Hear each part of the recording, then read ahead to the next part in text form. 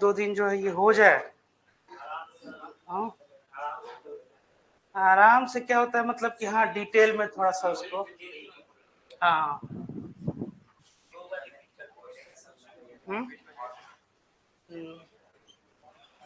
ठीक है। अब इसमें ये कल जैसा हम लोग देख रहे थे जो फिनेंशियल सिस्टम था,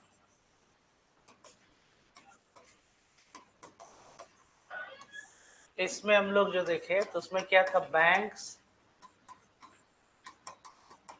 अदर फिनेंशियल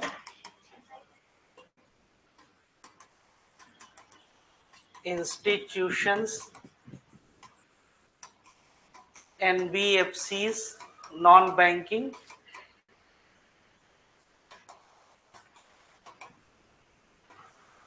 फिनेंशियल कंपनीज, ठीक है। इसके अलावे और जो हम लोगों ने ये देखा था उसमें क्या है, जैसे कि वेंचर कैपिटलिस्ट या वेंचर कैपिटल जो है ऐसी कंपनी जो क्या है, हाँ जो स्टार्टअप वगैरह के लिए आपको ये फाइनेंस करती हैं। इसके अलावा हम लोगों ने देखा म्यूचुअल फंड्स या फिर एएमसी जिनको कहते हैं, एसेट मैनेजमेंट कंपनीज, ठीक है। इसके अलावा जो है आपके एमएसएमई को जो है जो लोन प्रोवाइड करते हैं, या फिर डेवलपमेंट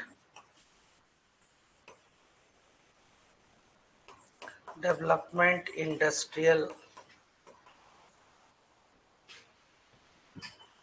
ओरिएंटेड इंस्टीट्यूशंस, जैसे इंडस्ट्री को लोन दिया, या फिर मान लीजिए कि कोई आपको जो डेवलपमेंट से संबंधित जो है।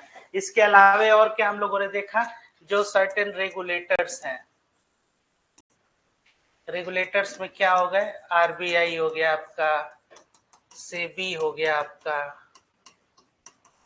पीएफआरडीए हो गया, इरडाई हो गया, पहले इरडा इसको बोलते थे, अब इसका नाम हो गया insurance regulatory development authority of India, पहले इरडा होता था, तो इंश्योरेंस से संबंधित। पीएफआरडीए क्या हो गया आपका, pension fund regulatory development authority, जो पेंशन वगैरह जो है इसको, ये तो ये रेगुलेटर्स हो गए। इसके अलावा जैसे आपका नाबार्ड हो गया,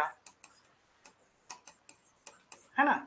इसके अलावा और आपका क्या हो गया बताइए, और कोई रेगुलेटर का नाम बताइए जो रेगुलेट कर रहा है, एक और नाम याद कीजिए, बताए थे हम, एफएमसी। एफएमसी क्या है, फॉरवर्ड मार्केट कमीशन, ये जो कमोडिटी मार्केट होता है उसको रेगुलेट कर रहा है, ठीक है।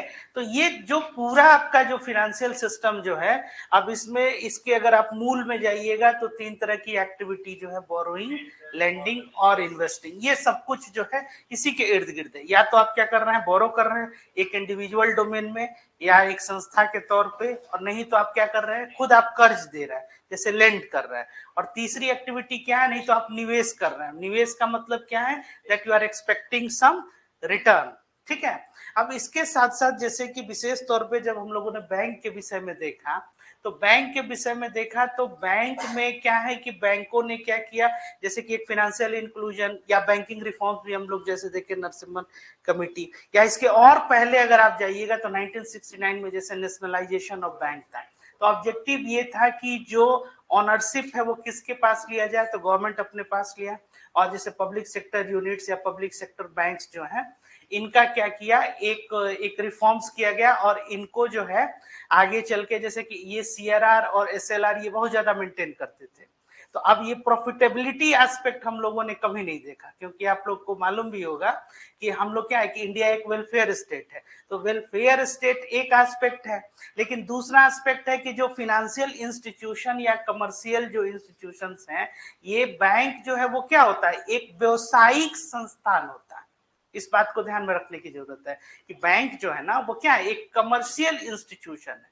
एक एंड पे तो ठीक है उसको कि लोक कल्याणकारी कार्य और जो आपकी नीतियां है उसको ये क्या करना है कि उसको फुलफिल करना है, लेकिन दूसरे एस्पेक्ट में देखिएगा कि वो एक कमर्शियल व्यवसायिक केंद्र है।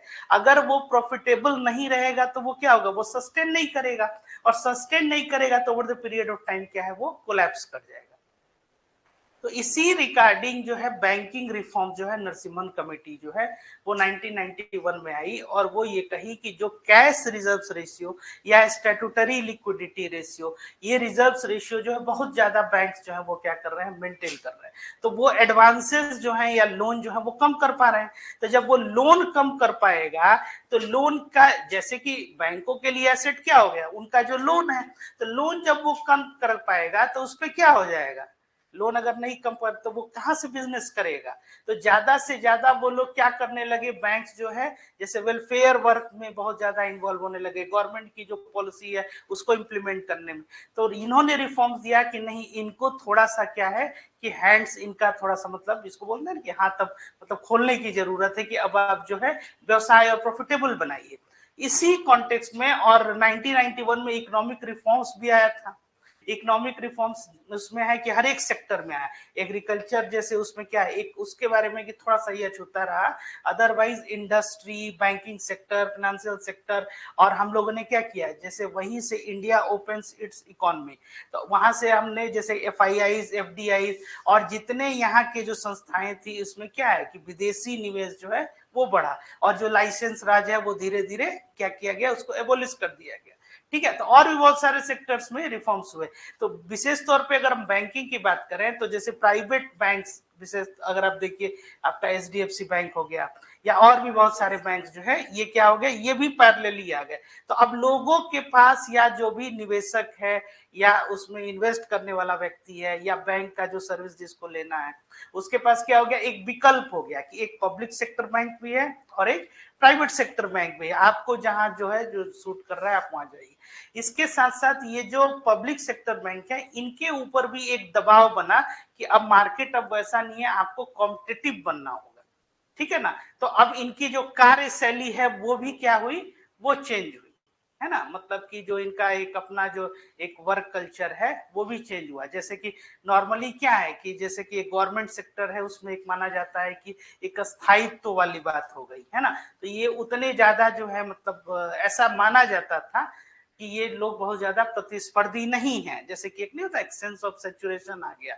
और ये क्या हो गया, हाँ, तो अब इनको भी अपने को मार्केट में ये रखना है, तो क्या कीजिएगा कि प्रॉफिटेबल जो है वो बनाना, वेलफेयर एक पार्ट तो है ही है लेकिन एक व्यवसायिक केंद्र के तौर पे भी। तो अब उसमें क्या है कि इन लोगों को भी डिपॉजिट और एडवांसमेंट जो है ये, अब over the period of time क्या हुआ कि इन लोगों ने बहुत ज्यादा जो लोन जो कर दिया, उस लोन की रिकवरी जो है एडिक्वेट में नहीं हो पाई, और वो लोन क्या हो गया, एनपीए हो गया। एनपीए मतलब कि नॉन परफॉर्मिंग एसेट्स, वो जो एसेट्स तो हैं, जो बैंक का जो लोन होता है वही एसेट्स होता है, और डिपॉजिट जो होता है वो लाइबिलिटी होता है, क्योंकि उस पर बैंक को क्या करना होता है, इंटरेस्ट देना होता है। ये एनपीए हो गया।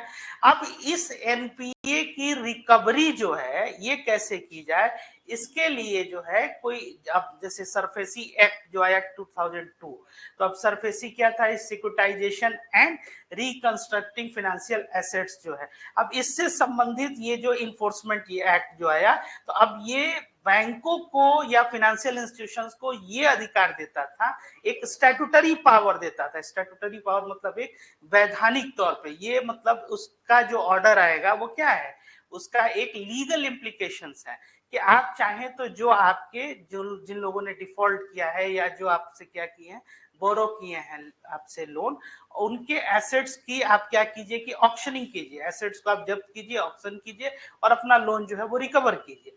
ये सरफेसी एक्ट 2002, और भी बहुत सारे जो है वो एक्ट थे, इन सबको कोडिफाई करके क्या किया गया, 2016 में एक बनाया गया इंसॉल्वेंसी एंड बैंक्रप्सी कोड। जितने ये कोड थे उस सबको क्या किया गया, एक अम्ब्रेला तरह, जिसको कहते हैं ना IBC 2016 उसको बोला गया। अब इसमें जो है इसकी जरूरत यही पड़ी, क्योंकि जैसे आप देखिए कि ये इवोल्यूशन, अब मतलब अगर आप ये 1950 से ही अगर हम आपको ये रखें तो 50 से लेकर तकरीबन 70-75 ईयर, और अगर 69 आज 70 को ही अगर आप बेंचमार्क मान रहे हैं नेशनलाइजेशन ऑफ बैंक, तब भी आप देखिए कि तकरीबन जो है 50 वर्ष के करीब जो है यहाँ पे। तो अब इतना जो लोन जो देते गया और उससे डेवलपमेंट होते गया, इसके साथ साथ रिकवरी जो है वो भी जरूरी है। तो रिकवरी उसमें अब बहुत सारी समस्याएं थी, जैसा कि आप लोग कल देखे भी थे उसमें, क्यों जो लोन जो है वो बैड लोन जो है वो होता गया, क्योंकि उसमें एडिक्वेट वो परफॉर्मेंस नहीं लोग करते गए। तो परफॉर्मेंस जब नहीं करेंगे, और इसमें एक चीज हमेशा ध्यान रखिएगा कि जो इंडस्ट्रियल ग्रोथ है, इंडस्ट्रियल ग्रोथ या ग्रोथ ऑफ इंडस्ट्री, ये always greater than bank growth होगा। आई बात समझ में? मतलब कि जो आपकी इंडस्ट्री है, जैसे कोई भी इंडस्ट्री हो गई, जैसे मैन्युफैक्चरिंग इंडस्ट्री हो गई, सर्विस सेक्टर इंडस्ट्री हो गई, इसका ग्रोथ हमेशा जो है बैंक के ग्रोथ से ये ज्यादा होगा। जैसे कि अगर मान लीजिए आपका बैंक 10% से बैंकिंग इंडस्ट्री आपकी ग्रो कर रही है, तो इन इंडस्ट्री को कम से कम जो है 11% जो है, मतलब 10% या इससे ज्यादा ही ग्रो करेगा, नहीं तो आपकी इकोनॉमी क्या है वो सस्टेन नहीं कर पाएगी। क्यों? सोचिए थोड़ा सा। क्योंकि ये ग्रो कब करेंगे? ये ग्रो तब करेंगे जब बैंक क्या किया, बैंकों ने क्या किया, लोन दिया है, और एडवांसेस जिसको कहते हैं। और ये इसी लोन से ये जैसे कि फंड्स क्या हुआ इनके पास, ये क्या हो गया, ये बोरोवर हो गया, और ये क्या हो गया, बैंक लेंडर हो गया। तो बोरोवर का ग्रोथ अगर लेंडर के ग्रोथ से ज्यादा नहीं होगा तो ये रीपेमेंट कैसे करेगा? रीपेमेंट जो है ये नहीं कर पाएगा। तो इसलिए this growth has to be greater than bank growth. आई बात समझ में? तो इसलिए ये बैंकों के ग्रोथ से अगर इनका ग्रोथ ज्यादा नहीं होगा तो ये रिपेमेंट नहीं करेगा। और यही क्या हुआ over the period of time, ये लोग क्या हो गए, ये अपने शॉर्ट टर्म ऑब्लिगेशंस को लॉन्ग टर्म तो भूल जाइए, even short term obligations, obligations मतलब जो आपकी लाइबिलिटी है, लाइबिलिटीज कैसी लाइबिलिटीज, फिनेंशियल लाइबिलिटीज, ये भी फुलफिल और रिपे नहीं कर पा रहे थे। तो ये जब फुलफिल रिपे नहीं कर पा रहे थे, जैसे आप ऐसे समझिए कि एक वर्किंग कैपिटल होता है। वर्किंग कैपिटल का क्या मतलब हो गया, आप ऐसे समझिए कि कोई आपका व्यवसायिक केंद्र है, तो इसमें रोज जो है कुछ ना कुछ खर्च होते रहते हैं। ऑपरेटिंग कॉस्ट आप ऐसे समझिए, ऑपरेटिंग कॉस्ट का क्या मतलब हो गया, जैसे इसको चलाने के लिए भी कुछ ना कुछ खर्च चाहिए। समझ में आ रहा है? जैसे कि मान लीजिए कि कोई आपका संस्थान है, अब वहां पे 3 4 5 10 एम्प्लॉई हैं, तो अब मान लीजिए कि ये एम्प्लॉई हैं, तो इनका जो है डेली का कुछ ना कुछ खर्च, जैसे आप मान लीजिए मेंटेनेंस में, जैसे बिजली चल, वहां पे इलेक्ट्रिसिटी है, वो आपका ये कंज्यूम होगा। या मान लीजिए कि कोई अगर आपके यहाँ कोई क्या कर रहे हैं कि जो साफ सफाई आप कर रहे हैं, या अदर्स जो मेंटेनेंस कॉस्ट है, ये सब क्या है, ये सब ऑपरेटिंग कॉस्ट है, मतलब उसको फंक्शन करने के लिए जो आपके कॉस्ट है। आई बात समझ में? जैसे आपने कोई मशीनरी रखा, कंप्यूटर ही रखा, इसी का मेंटेनेंस में भी तो कुछ कॉस्ट आएगा। ठीक है, तो ये ऑपरेटिंग कॉस्ट। अब ये भी आपके पास अगर कॉस्ट और फुलफिल करने का नहीं है तो आप क्या करेंगे, तो आप टोटल डिपेंडेंसी आपकी किस पे हो गई, लोन पे। तो लोन आप चुका नहीं पा रहे हैं। तो यही over the period of time क्या हुआ कि कैसे ये कन्वर्ट होते गया किसमें, एनपीए। तो ये ग्रोथ हमेशा जो है बैंक ग्रोथ से ये ज्यादा इनको रखना ही होगा, तभी आप रीपे कर पाएंगे। अब इन सबको कोडिफाई करके वो क्या कर दिया गया, इंसॉल्वेंसी और बैंक्रप्सी कोड में वो क्या कर दिया गया कि इनसे आप रिकवर कीजिए, रिकवर करके क्या कीजिए कि आप अपना लोन वापस लीजिए। अब इसमें इंसॉल्वेंसी और बैंक्रप्सी दो टर्म आ गया। इंसॉल्वेंसी किसको कहते हैं, तो इंसॉल्वेंसी एक ऐसा सिचुएशन है जिसमें आप अपने फाइनेंशियल ऑब्लिगेशन को मीट आउट कर ही नहीं पा रहे हैं, मतलब आप उसको नहीं दे पा रहे हैं। ठीक है, और दूसरा सिचुएशन क्या है कि बैंक्रप्सी एक वो लीगल प्रोसेस जो है वो स्टार्ट कर दिया गया। अब उसमें बहुत सारे टर्म्स आए, जैसे एडजुडिकेटिंग अथॉरिटी हो गया, या और भी बहुत सारे। ठीक है ना, चलिए आइए देखते हैं उसको।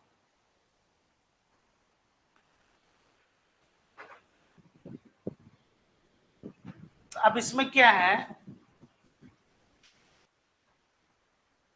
एक specific type of action made by legislature that tries to cover a complete system of laws is called a code. एक कोड के अंतर्गत क्या किया गया, जितने लॉज हैं उनको क्या कर लिया गया, कोडिफाई कर दिया गया। जैसे इंडियन कॉन्स्टिट्यूशन भी आप जानते ही ना कि क्या है, एक रिटन कॉन्स्टिट्यूशन है और कोडिफाइड फॉर्म में, मतलब जो भी कोडिफाइड किस चीज को, जितने रूल्स हैं, रेगुलेशंस हैं, गाइडलाइंस हैं, कस्टम्स हैं, इवन कन्वेंशन, उन सबको क्या किया गया, एक कोड बना के वो रख दिया गया, ठीक है ना। तो ये क्या हो गया, and it is enacted bye a process of codification. हाँ क्या पूछ रहे थे आप, कुछ कह रहे थे? हाँ सब में एक जगह जो है। अब इसमें क्या है कि इंसॉल्वेंसी इज व्हेन, अब ये क्या होता है, ये क्या है कि जब एक इंडिविजुअल कॉरपोरेशन और other organization can not meet its financial obligation, है ना, मतलब अपनी लाइबिलिटी को, ऑब्लिगेशन की हिंदी होती है क्या, बाध्यता। तो चूंकि आप बाध्यकारी हैं, आपको क्या करना है, आपको देना, आपके ऊपर लोन है तो वो आपकी क्या है, लाइबिलिटी है। तो अब इसमें क्या है, for paying debts as they are due, जैसे ही वो ड्यू है आप नहीं दे पा रहे हैं, इस सिचुएशन को क्या कहेंगे, इंसॉल्वेंसी कहेंगे। क्लियर हो गया। उसके बाद से बैंकरप्सी क्या है, तो bankruptcy is the legal process whereby financially distressed, जो क्या है, वित्तीय तौर पे वो क्या है, वो डिस्ट्रेस्ड है, corporate firms, individuals and occasionally governments resolve their debts, और वो अपने कर्ज को क्या है, वो नहीं दे पा रहा है, तो इसके लिए क्या है, वो बैंकरप्सी एक लीगल प्रोसेस जो है वो किया जाए। नेक्स्ट देखिए, अब इसके विषय में इंसॉल्वेंसी एंड बैंकरप्सी कोड 2016, ये क्या है, ये कब इंट्रोड्यूस हुआ था, 2015 में लोकसभा में, it was passed by Lok Sabha on 5 May 2016। The code received the assent of the President of India on 28 May 2016. However, on 1st December 2016, the provisions related to corporate insolvency resolution process came into force, ठीक है। और उसके बाद से आप देखिए कि ये क्या है, कि एक ऐसा एक्ट है जो कंसोलिडेट करे, क्या कंसोलिडेट करे और अमेंड किया, क्या, laws relating to reorganization and insolvency resolution of corporate person partnership form. अब इसमें है कि कौन कौन इसमें इन्वॉल्व लोग होंगे, ये किनके ऊपर ये एप्लीकेबल है, ये देखिए, इसमें corporate persons, partnership firms and individuals in a time bound manner for maximization of value of assets of such persons to promote entrepreneurship and availability of credit. ये जो है, तो ये एंटरप्रेन्योरशिप को क्या कर रहा है, ये प्रमोट कर रहा है। ये बहुत ध्यान से ये आप, ये मतलब ये एक ऑप्शन में अगर ये आ जाए कि ये उद्यमशीलता को इंसॉल्वेंसी एंड बैंकरप्सी कोड कैसे प्रमोट कर रहा है, ये नहीं ध्यान में आएगा, क्योंकि आप जाहिर सी बात है, आप पैसा वसूल कर लीजिएगा तभी तो ज्यादा से ज्यादा फाइनेंस कीजिएगा ना। तो इसके पीछे पर्पस यही था कि आप अगर जितना लोन दिए हुए हैं वो लोन ही वापस ले लीजिए, तो आपके जीडीपी का तकरीबन 2% ऐसा एज्यूम करके लोग रखे हुए हैं, और 2% से बढ़ जाएगा। कितना पैसा जो है मार्केट में ये लगा हुआ है। Balance and the interest of all the stakeholders including alteration in the order to priority of payment of government dues, जो सरकार का क्या है, बकाया है। And establish and insolvency bankruptcy board of India, तो ये कोड आपको ये क्या बताता है कि एक बोर्ड बनाइए, insolvency and bankruptcy board of India जो है, इसको स्टेब्लिश कीजिए, और इसके साथ आप क्या कीजिए कि जो जितने लोग हैं इसमें, कौन है, कॉर्पोरेट पर्संस हो गए, पार्टनरशिप फर्म्स हो गए, इतना इसका जो है वाइडर ये डोमेन है।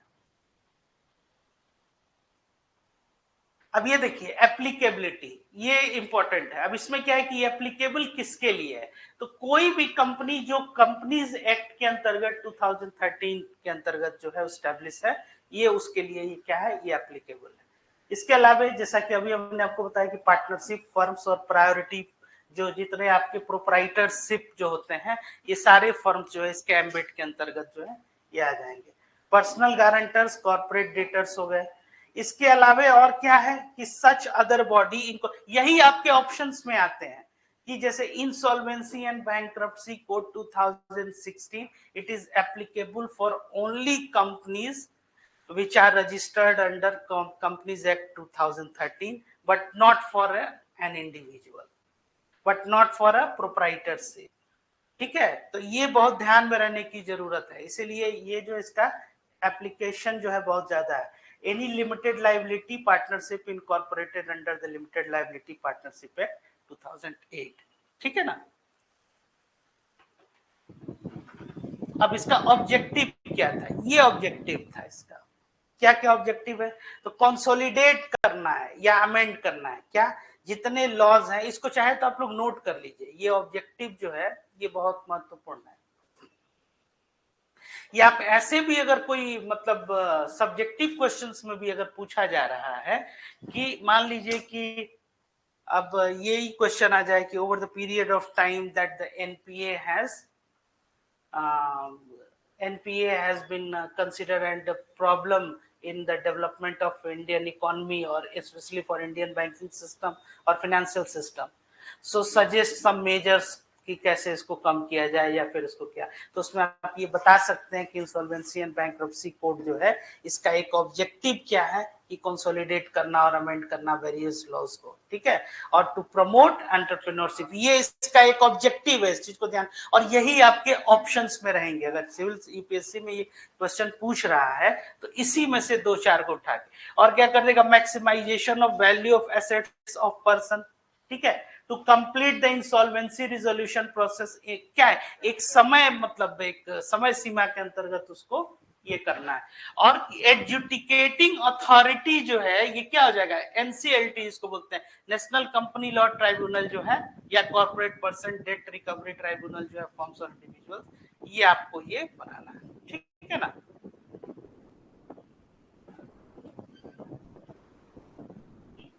और क्या स्टेब्लिश करना है कि ऐसे जो है लोग जो हैं, जैसे इसका एक एग्जाम भी होता है आईबीसी करके, और इस सेक्टर में भी एक बहुत अच्छा आपको हम बता दें एक कैरियर अपॉर्चुनिटी है। जैसे उसका एक सर्टिफिकेशन कोर्स होता है या इसका एग्जाम, उसको आप पास कीजिए और फिर आप क्या हो जाइएगा, एक सर्टिफाइड इंसॉल्वेंसी प्रोफेशनल जो है। तो ये वैसे जैसे आप रिकवरी वगैरह जो लोग करते हैं, ऐसे ही ये इंसॉल्वेंसी और जो लीगल प्रोसेस है ना बैंक्रप्सी का, ये भी करने के लिए तो एक अच्छा ये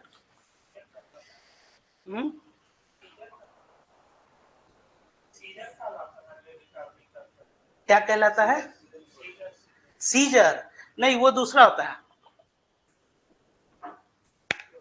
बता रहे वो जो आप बता रहे ना कि सीजर, वो जैसे जब्त करना, तो केवल उसी में नहीं होता है, जैसे फिनेंशियल एसेट्स में ही नहीं होगा, जैसे इसमें भी होता है। जैसे ये कुर्की जब्ती आप लोग जानते होंगे, पुलिस जैसे गई तो मान लीजिए कि कोई जो भी आपराधिक प्रवृत्ति का व्यक्ति है उसके ऊपर इस तरह, तो वो क्या किया, वो जब्त करके ले जाता है, वहां भी एक सीजर फाइल बनता है कि सीज किया तो क्या क्या क्या क्या यहाँ पे मिला इनके यहाँ से।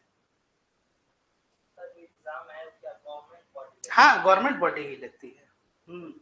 जैसे उसमें एक तो यही लेगा, एक आपका जो Indian institute of banking finance करके का IIBF है, उसका एक है ये सर्टिफिकेट। हाँ, IBPS नहीं, IBPS एक अलग संस्था है। IBPS हो गया ये institute of banking personal services, जो आप लोग का जो बैंकिंग का एग्जाम होता है वो लेता है। कंडक्ट एग्जाम जो है हो सकता है कि वो IBPSC पेपर सेट करे, वो एक अलग बात है, लेकिन IIBF Indian institute of banking finance, उसमें आप जाएंगे तो आप उसका सर्टिफिकेट एग्जाम है, आप फॉर्म उसमें अप्लाई कीजिए और ये दीजिए तो आप सर्टिफाइड IBC जो हो गए, इंसॉल्वेंसी और बैंक्रप्सी कोड। ठीक है ना। IIBF Indian institute of banking finance, वो हम डिटेल में बता देंगे आप लोग को, है ना। ऐसे ही एक और है national institute of securities management, बहुत सारा ऐसा है। तो जैसे ही आप एग्जाम, जैसे कि ICAI होता है, आप लोग जानते भी होंगे, इंस्टीट्यूट ऑफ चार्टर्ड अकाउंटेंसी जो है, तो CA आप जैसे ही हो गए तो आप एग्जाम पास किए तो आप चार्टर्ड अकाउंटेंट हो गए। ऐसे ही CS है, तो ये सब क्या है, ये प्रोफेशनल कोर्सेज हैं। तो आप इस तरह से सर्टिफाइड ये कोर्स है, आप इसको ये करेंगे तो, और ये आने वाला जो टाइम, आने वाला या इसी प्रेजेंट टाइम में भी एक बहुत अच्छा जो है एक कैरियर अपॉर्चुनिटी के कॉन्टेक्स्ट में भी, इसमें ऐसा नहीं है कि आपको जाके जब्त ही करना है, इसमें बहुत सा लीगल प्रोसीडिंग भी होता है। आई बस समझ में। ठीक वैसे ही जैसे कि ये पुलिस सर्विसेज के बारे में कि भाई 24/7 आपको गोली ही नहीं चलानी है वहां पे, बहुत सा लीगल प्रोसेस है ना। तो इसी में जैसे आप देख लिए कि उसमें अधिकांश सेटलमेंट वगैरह जो करना होता है, ठीक है ना, तो वो क्या कहलाएंगे, आईपी मतलब कि insolvency professionals to ensure more professionalism and to bring efficiency in resolution proceedings. ठीक है, चले आगे।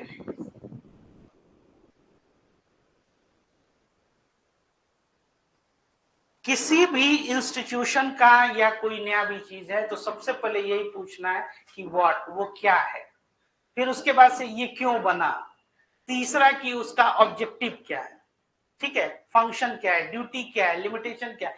यही यूपीएससी का टोटल और सिविल सर्विसेज का या किसी भी विषय में, जैसे मान लीजिए इन्हीं के विषय में हमको जानना है तो हम क्या जानेंगे, जो रेलिवेंट इंफॉर्मेशन है प्रासंगिक, और यही आपके ऑप्शन में बात है। आप देखिएगा अधिकांश क्वेश्चन कि which of the followings are not a functions of RBI, कौन इसमें से फंक्शन है ना, और इसी में से वो एक, जैसे अब इसमें से अब जो एक्सेप्शनल जो आपका बिहेवियर है, जैसे कि अब ये टू प्रमोट एंटरप्रेन्योरशिप, ये नहीं आएगा दिमाग में, ठीक, और क्या नहीं आएगा, maximization of value of assets of a person, ये नहीं आएगा दिमाग में, ठीक है। ये आ सकता है कि to make availability of credit and balance interest of all stakeholders in rehabilitation and restructuring the business process. Restructuring का क्या मतलब हुआ, रीस्ट्रक्चरिंग है, जैसे ये बिल्डिंग हमने बनाया तो इसको क्या बोलेंगे, स्ट्रक्चर एक हमने बनाया, एक ढांचा एक बनाया, और फिर से बनाना मतलब कि फिर से रीस्ट्रक्चर करना। तो जैसे एक कैपिटल स्ट्रक्चर होता है ना, कैपिटल स्ट्रक्चर मतलब कि कैपिटल किसको कहे, पूंजी। तो कैपिटल स्ट्रक्चर कोई कंपनी है उसमें मान लीजिए कि कैपिटल स्ट्रक्चर, तो कितना उसमें डेट है और कितना उसमें इक्विटी है। इक्विटी किसको कहते हैं, जो ओनर्स इक्विटी है, मतलब मेरा हिस्सा उसमें कितना है। जैसे मेरी कंपनी है, अब मान लीजिए उस कंपनी की वैल्यू 100 यूनिट अगर है, मतलब 100 रुपया अगर हम कह रहे हैं, तो 100 में से अगर मान लीजिए कि 60% मेरा है, तो 60% मतलब कि 60 रुपया मेरा है, और 40 रुपया जो है ये हमको अब कैसे फुलफिल करना होगा, कर्ज के तौर पे। तो अब इस 40 में से 20 हमारे ये मित्र हुए तो 20 ये दिए, और 20 रुपया और जो हमने क्या किया, बैंकों से लोन लिया। तो ये बता रहा है कि कैपिटल स्ट्रक्चर, कि how much debt and how much equity is there in your company, ठीक है। तो अब जैसे मान लीजिए कि 66 मतलब 2/3 के करीब जो है मेरे पास है, और 1/3 के पास जो है ये क्या है, जो हमने कर्ज के तौर पे लिया। तो ये बताता है अगर 2/3 अगर है, 2/3 अगर मान लीजिए कि इक्विटी है और 1/3 अगर आप जो है डेट लिए हुए हैं, तो ये दिखाता है कि ठीक है कंपनी जो है। अब है कि हमारे पास अपना ही इक्विटी जो है वो 10% है, और 90% हम लोन लेके जो है कंपनी चला रहा है, इसका मतलब है कि वो सस्टेनेबल नहीं है। आई बात समझ में, क्योंकि जो हम कमाएंगे क्या होगा, वो अपने लोन जो है उसका जो ऑब्लिगेशन जो है वही फुलफिल करने में लग जाएगा। तो over the period of time क्या होगा, हो सकता है कि ये ऑर्गेनाइजेशन आपका सस्टेन ही नहीं करे, वो कहीं ना कहीं कोलैप्स करना है। तो इसीलिए कुछ स्टैंडर्ड उसमें इंडिकेटर्स बने हैं, जैसे कि 2/3 तक ठीक है, जैसे 100 रुपए में 66 या 2/3 आपका पैसा है, और रेस्ट 1/3 आपने क्या किया है, लोन लिया है, लोन लिया है, या आपने किसी मित्र से भी अगर मान लीजिए कि कर्ज लिया है तो वो चलेगा। लेकिन 100 रुपया में आपने 90 रुपया जो है वो कर्ज लिया, और 10 रुपया जो है आप अपना पैसा लगा रहे हैं, तो वो सस्टेन नहीं होने वाला है, ठीक है ना। हाँ, चलिए इंपॉर्टेंट टर्मिनोलॉजीज क्या क्या है इसमें। पहला ये एडजुडिकेटिंग अथॉरिटी, इसको नोट कर लीजिए, ये काफी इंपॉर्टेंट है। In relation to insolvency resolution and liquidation, liquidation का क्या मतलब हो गया कि कोई एसेट्स क्या किया हमने, नहीं, कोई एसेट्स आपका हमने क्या किया, जैसे कि मान लीजिए कि रिकवरी हमको करना है तो जब्त कर लिया, अब उसको हम लिक्विडेट करेंगे। लिक्विडेट जैसे कि आप एक 2008 का आप लोग फाइनेंशियल क्राइसिस सुने होंगे, है ना, मालूम है उसके बारे में कुछ सुना है आप लोगों ने, 2008 में क्या है? हाँ वही मंदी, तो वो क्या था, वो एक फाइनेंशियल क्राइसिस था, फाइनेंशियल जो था वो एक, तो उसमें ये हुआ था कि यूएस में एक सब प्राइम क्राइसिस भी उसको बोलता है। तो यूएस में क्या हुआ था कि एक फेनी एंड फ्रेनी करके दो जो है ये कंपनीज थी, मतलब क्रेडिट रेटिंग एजेंसीज। तो क्रेडिट रेटिंग एजेंसीज एक संस्था होती है, वो क्या करता है, आपकी रेटिंग करती है। जैसे कि आप लोग ये सुने होंगे कि कई कॉलेजेज और इसमें कि नैक द्वारा सर्टिफाइड जो है हमारा कॉलेज है, हाँ, तो वो क्या है, एक रेटिंग दिया तो उस रेटिंग की एक वैल्यू होती है। ऐसे ही जैसे इंडिया में क्रिसिल है, इकरा है, ये सब कंपनीज जो है ये फाइनेंशियल इंस्टीट्यूशन को क्रेडिट देती है, तो उन लोगों ने क्रेडिट दे दिया। इसके साथ साथ क्या हुआ कि वहां पे यूएस में कि जो लोन, होम लोन्स था, और लोन्स लिक्विडिटी बहुत ज्यादा होगा तो इंस्टीट्यूशंस क्या करेंगे, लोन बांटेंगे, लोन जो है कम इंटरेस्ट रेट पे जो है। तो अब उस पे क्या हुआ कि जैसे मोबाइल फोन पे आज आप लोग को ये अब मिलना शुरू हो गया है लोन की, हाँ ईएमआई नहीं, लोन, हाँ कि आइए आप हमारे यहाँ जो है लोन लीजिए और पर्सनल लोन लीजिए, जो आए दिन आप लोग को, या क्रेडिट कार्ड जो है, ये उस समय होम लोन जो है आसानी से और बहुत है? मोबाइल में आते ही रहता है, हाँ।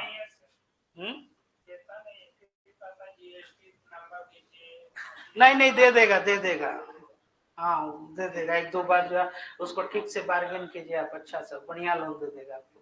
एनीवे खैर, तो अब इस तरह से ये मोबाइल पे क्या होम लोन देने लगे लोग। लोगों ने क्या किया कि लोन जो है पूरा जो है लोन लिया, और उसके बाद से घर क्या किया कि वो जैसे होम लोन था तो घर लोगों ने बनाया, कुछ लोगों ने नहीं बनाया। अब इतना ज्यादा, और वो लोन की रिकवरी नहीं हुई। अचानक से क्या हुआ कि जब आपका स्टॉक मार्केट में गोल्डमैन सैच्स करके भी कंपनी और लीमन ब्रदर क्राइसिस भी उसको कहते हैं, उन लोगों में क्राइसिस का क्या मतलब हुआ, जैसे कि जिसको स्कैम कहते हैं, स्कैम कहते हैं, तो ये वित्त और पैसा से संबंधित चीज है। कोई भी चीज क्या है, ये पैसा से संबंधित चीज है। तो जिसको स्कैम आप कहते हैं, वर्ड यूज किया जाता है कि बहुत बड़ा ये घोटाला हो गया, घोटाला उसमें है क्या कि लोग असुरक्षित महसूस करेंगे। आई बात समझ में?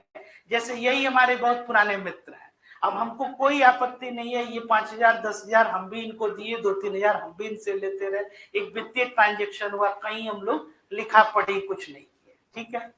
अचानक से एक दिन क्या होता है कि ये हमको कहे कि भाई ये हमको अचानक से समस्या है, एक बड़ी रकम चाहिए हमको, आप कम से कम 50,000 रुपया की मदद कीजिए, हम 50,000 दिए। मीनवाइल क्या हुआ कि रास्ते में ये हमसे मिल गए, तो ये बोले कि क्या, कि इनके विषय में पूछे कि भाई क्या हालचाल है, कि 50,000, कल हमसे भी 50,000 रुपया मांग रहे थे। अब हम क्या हुआ कि आई बस हो जाए, अब ऐसे ही 3 4 5 10 लोग हमसे मिल गए, यार 10,000 हमसे भी लिया है, 5,000 हमसे भी लिया, 5,000। अब वो हमारे पुराने मित्र हैं, मित्रता जो है कुछ देर के लिए हम रोके, भाई अचानक से क्या समस्या आ गई, तो आप क्या कीजिएगा, पड़ताल करते हुए इनके घर पहुंचिएगा, घर पहुंचेंगे और वहां देखेंगे कि भाई घर की क्या हालत है, तो नहीं घर में तो वैसे कोई समस्या नहीं थी, फिर इतना पैसा ही क्या मांग रहा है। तो अब ये जो धीरे धीरे धीरे धीरे अब ये क्या होगा, ये सबकी सुई अब आपकी बढ़ने, तो अब यही स्कैम होता है कि अब सब लोग अचानक से अब जो असुरक्षित महसूस करेंगे तो वो क्या कहेंगे कि अपना अपना पैसा जो है इनका।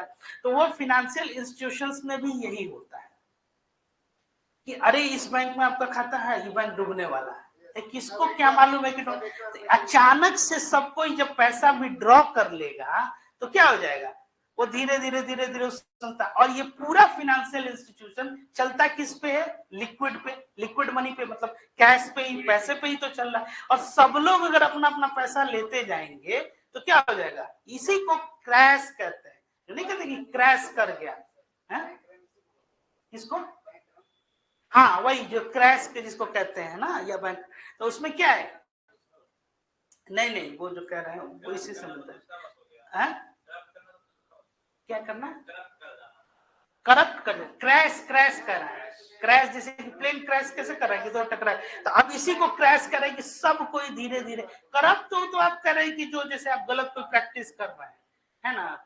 तो इसमें क्या कि अचानक से है,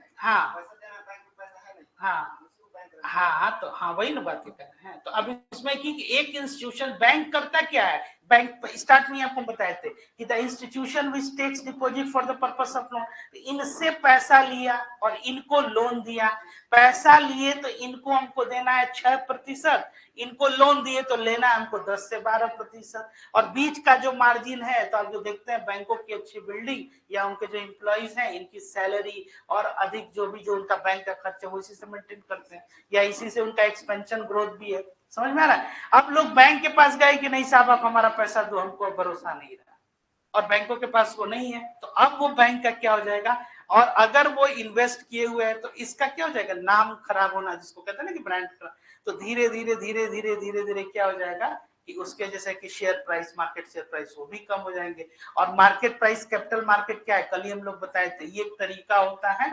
फंड्स को रेज करने का, मतलब कि इन्वेस्टर्स का आप में क्या है, एक भरोसा है। तो लोगों ने, जितने लोगों ने आपके जो शेयर खरीदे वो क्या खरीदेंगे, वो धीरे धीरे बेचना शुरू कर देंगे, सेल करना शुरू कर देंगे। तो सेलिंग शेयर्स का मतलब कि पैसा कहाँ आने लगा, लोगों के पास, इन्वेस्टर्स के पास। तो धीरे धीरे धीरे धीरे धीरे धीरे आपका जो है वो मार्केट शेयर प्राइस और आप मार्केट से बाहर हो जाते हैं। तो यही चीज यहाँ पे भी है कि एक भरोसा जो है वो कायम। तो अब उसमें होम लोन जो है वो क्या किया यूएस में कि बहुत सारा जो है होम लोन जो आप समझिए कि बांट दिया। उसके बाद लोग पैसा होम लोन जो है चुका नहीं पाए, अब रिकवरी करना है उसको, तो वो क्या करेगा, तो कहा कि ले जाओ घर, ले जाओ हमारा। तो घर तो ले गया बैंक, मान लीजिए कि सबका घर जो है वो ले लिया। उसके बाद से जैसे कि आप लोग कल सरफेसी एक्ट 2002 पढ़ रहे थे, तो उसमें क्या था कि बैंकों को ये अधिकार है कि वो आप ऑक्शन कीजिए और अपना लोन रिकवर कीजिए। ठीक वैसे ही यूनाइटेड स्टेट्स ऑफ अमेरिका में भी क्या था कि ये जितने घर जो है ये जब्त किए गए, इसकी रिकवरी करने के लिए ये ऑक्शनिंग में आए। और ऑक्शनिंग में आए तो इन घरों का प्राइस जो है, आप लोग को जान के आश्चर्य होगा कि $1 और $1.5, इवन $0.5 तक, मतलब ₹1, डॉलर आज कितना, 80 से 82 रुपया ना, 80 रुपए में घर जो वहां पे मतलब ये मिल, इतना कि लिक्विडिटी क्रंच जिसको बोलते हैं कि मार्केट में पैसा ही नहीं है कि कौन घर जो है वो खरीदेगा। आई बात समझ में, जैसे कि फिजिकल एसेट है आपका तो ले जाओ भाई। तो घर का करेगा क्या बैंक, बैंक किस पे चलता है, ये सब फाइनेंशियल इंस्टीट्यूशंस है, कैपिटल मार्केट है, मतलब ये पूंजी चाहिए। और कैसी पूंजी चाहिए, कैश के तौर पे। यही कैश क्रंच हो गया अचानक से, आई बात समझ में। तो लोग धीरे धीरे, और दूसरे देशों से भी जो लोगों ने निवेश किया, या ऐसे भी आप समझिए कि जो यूएस मार्केट है 2008 में वो क्या था, वो सबसे ज्यादा। और वही अगर क्रैश कर गया तो पूरी दुनिया जो जो थी उसके चपेट में वो सब धीरे धीरे वो, तो वो एक आर्थिक मंदी आ गई 2008, समझ में ना। तो ये सब एक चेन से जुड़े हुए हैं, कहीं एक जगह कहीं कुछ। कौन देश होता है, हाँ वो है। तो ये एक पक्ष है भाई, तो आप लोगों को समझाने के लिए, उसके पीछे भी और बहुत सारी जो है वो कहानियां होती हैं। तो अब इसमें समझे, तो लिक्विडेट करना जो होता है ये बैंक का ज्यादा जरूरी काम, कि भाई मान लीजिए कि आप बाइक लिए, 3 महीना चला लिए, उसके बाद बोलिए भाई पैसा नहीं, ले जाओ अपना गाड़ी ले जाओ, ले तो करेगा क्या भाई, उसको तो कहीं ना कहीं ऑप्शन, और ऐसे ही सब लोग करने लगे, तब वो इंस्टीट्यूशन कैसे चलेगा। आई बस समझ में, यही चीज है। तो अब उसमें क्या करना है कि एडजुडिकेटिंग अथॉरिटी है, और उसके बाद से ये क्या करना है, तो resolution and liquidation for corporate persons including corporate debtors and personal guarantors, the adjudicating authority shall be the NCLT, इसको बोलते हैं national company law tribunal, having territorial jurisdiction over the place where the registered office of the corporate person is located. ठीक है, the matters relating to IBC individuals and partnership for the adjudicating authority means debt recovery tribunal constituted under subsection, ये question पूछा जा सकता है कि जो DRT है इसका जो है एस्टेब्लिशमेंट किस एक्ट के तहत जो है आपका ये हो सकता है। तो ये क्या है, फाइनेंशियल इंस्टीट्यूशन एक्ट 1993। सेक्शन पूछ भी सकता है, नहीं भी पूछ सकता है, लेकिन इतना तो आप लोग अंदाजा रहेगा। तो अब रिजोल्यूशन प्रोफेशनल, इसी के विषय में आप लोगों को बता रहे थे। तो for the purpose of corporate insolvency resolution process, RP means insolvency professionals appointed to conduct insolvency resolution process and includes an interim resolution professional. ये खास करके ऐसे लोगों की नियुक्ति भी की गई जो रिजोल्यूशन से, अब कौन हो सकते हैं ये बहुत ज्यादा आप लोग के लिए इंपॉर्टेंट नहीं है। इसका जैसे कि एग्जाम, जैसा कि हमने आपको बताया, ये होता है, या फिर जो सीए वगैरह है या सीएस जो है, अगर 10 साल का उसको एक्सपीरियंस है तो। अब बताइए कॉर्पोरेट डेटर्स, ये क्या है, तो कॉर्पोरेट डेटर जो हो गए, ये लिख लीजिए ये टर्म आप लोग के लिए। डेट किसको कहते हैं, डेटर या क्रेडिटर, हाँ जो कि जो कर्ज लेने वाला है। हाँ जो आईबीसी कोड जो है इसके तहत जिसने भी कर्ज लिया है उसको कॉर्पोरेट डेटर जो है ये कहते हैं। फोटो में भी दिखाई दे रहा है कि कर्ज के बोझ तले ये, ठीक है। ओज ए डेट मतलब कि वो कर्ज लिया,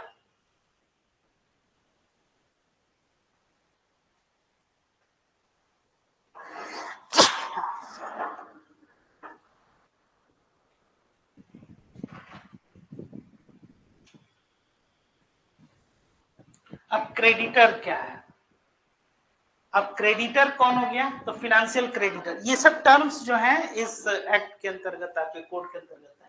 अब है? हाँ, तो financial creditor a person to whom financial debt is on and to whom such debt is legally assigned और ट्रांसफर्ड, ये जो है जिनको ट्रांसफर जैसे मतलब वही जो क्रेडिटर जो हो गया जो दे रहा है।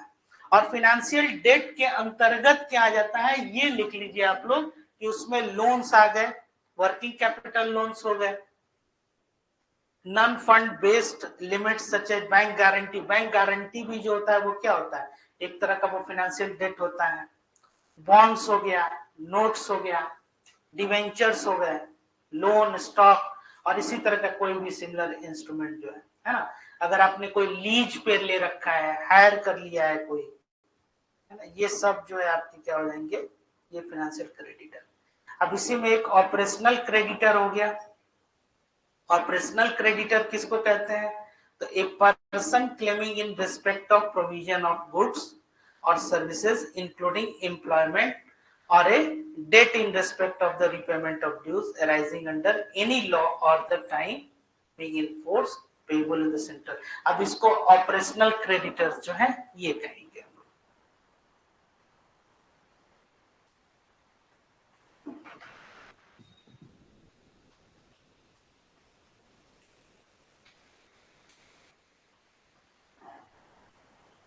जैसे यहाँ देखिए उसमें क्या फोटो था बोझ तले और यहाँ ये पैसा दे रहा है, बहुत कुछ जो है फोटो जो है ये भी बता देगा।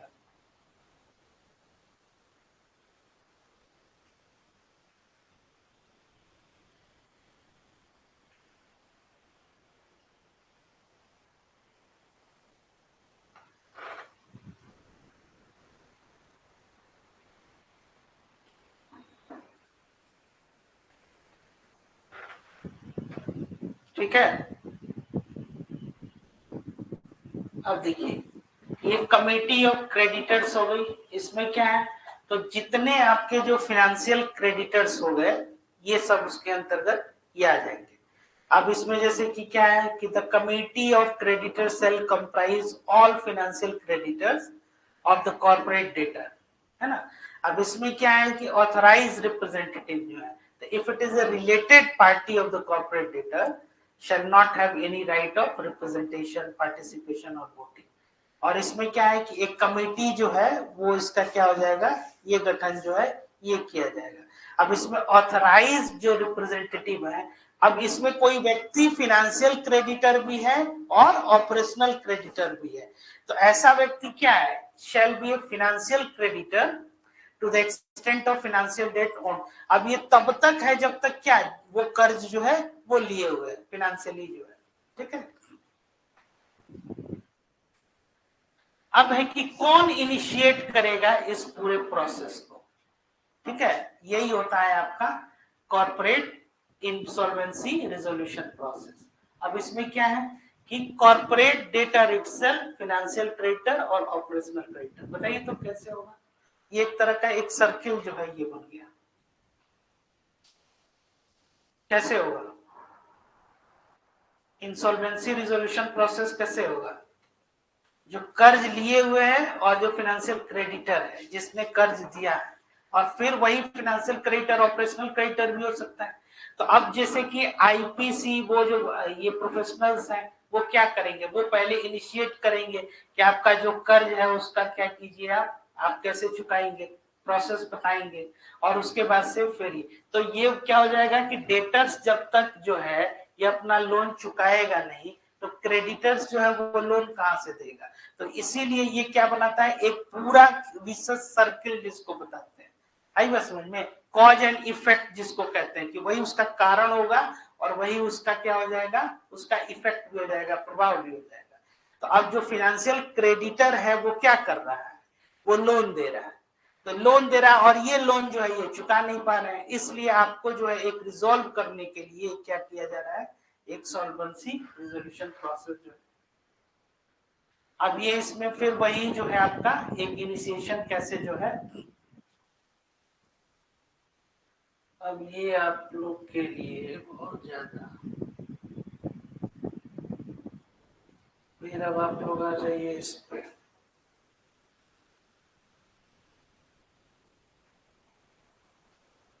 ये प्रोसेस में ये टर्म आ जाइए, ये टर्म के तौर पे ये पूछता है वॉलंटरली लिक्विडेशन, क्योंकि उसके बाद से वो कॉर्पोरेट और पार्टनरशिप फर्म्स के विषय में है, तो वो बहुत ज्यादा इंपॉर्टेंट नहीं होगा। लेकिन ये कि वॉलंटरली लिक्विडेशन, वॉलंटरली का क्या मतलब हो गया, अपनी स्वेच्छानुसार। तो स्वेच्छानुसार वो कैसे लिक्विडेशन होगा, इसको आप लोग नोट कर लीजिए, ये टर्म कोई पूछ सकता है।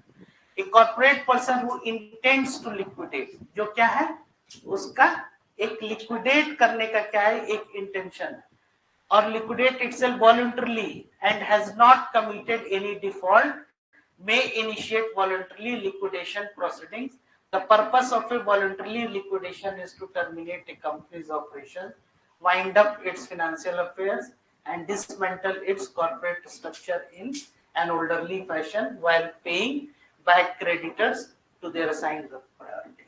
ठीक है, समझ में आ रहा है? ये मतलब कि वो खुद से क्या है, वो वॉलंटरली जो है अपने एसेट्स को लिक्विडेट करना ये चाह रहा है।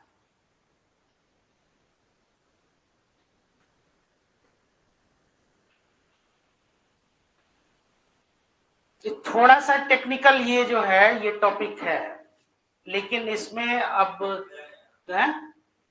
नहीं, तो इसमें कुछ ना कुछ हम बता रहे हैं, सही कह रहे हैं, इसमें से क्वेश्चंस जो है ना ये पूछे जा रहे हैं और उतना ज्यादा इन डेप्थ नहीं है, लेकिन थोड़ा सा हम इसलिए बता दिए कि आप लोग उसका मैकेनिज्म समझ लीजिएगा ना, तो क्वेश्चंस उसके एक एक दो ही, ज्यादा क्वेश्चन नहीं आएगा, एक या दो ही क्वेश्चन आएगा, लेकिन वो एक आजकल पूछा जा रहा है। तो ये टर्म्स जो है इससे आप लोग क्या है ना ये परिचित रहे, जैसे कि वॉलंटरली लिक्विडेशन जो है ये क्या है, जैसे इंसॉल्वेंसी एंड बैंकरप्सी यही क्या है। अब इसके बाद से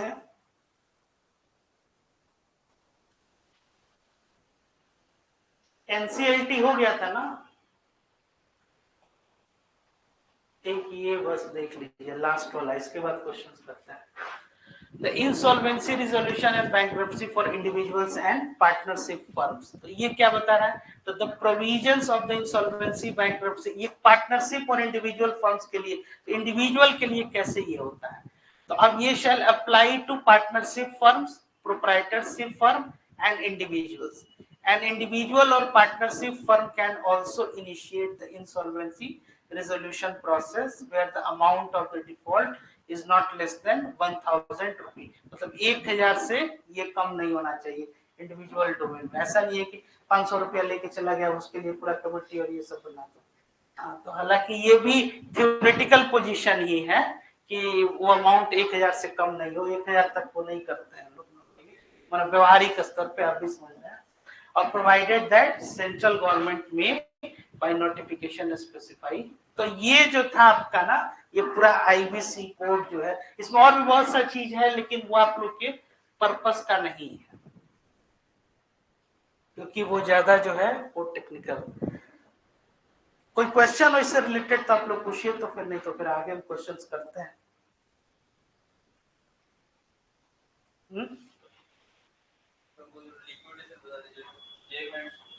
लिक्विडेशन जैसे समझिए,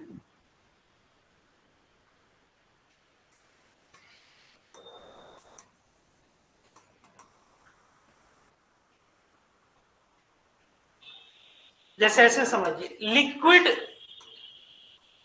फॉर्म में क्या है या लिक्विड एसेट्स जो है वो क्या है, मतलब कि लिक्विड एसेट्स वो है जो कि एक तरह का फ्लो, जैसे कि कैश के रूप में। आप ऐसे समझिए कि जैसे आप मान लीजिए कि कहीं किसी आप एक रेस्टोरेंट में खाना खाने जा रहे हैं, ठीक है। अब खाना खाया आपने और आपको जो है 500 रुपी जो है ये बिल है आपका, 500 रुपया आपको चुकाना है, और आपके पास जो है 500 रुपया नहीं, लेकिन आपके पास क्या है, एक सोने की जो है वो घड़ी है, आपके पास क्या है, एक बाइक है, और आपके पास एक घर है। तो अब लेकिन आपको देना क्या है, 500 रुपया। तो अब आप क्या कीजिएगा, आपके पास लिक्विड एसेट्स जो है वो होना जरूरी है, क्योंकि इस तरह का जो भी ट्रांजेक्शन होगा आप फिक्स्ड एसेट से नहीं ना करेंगे।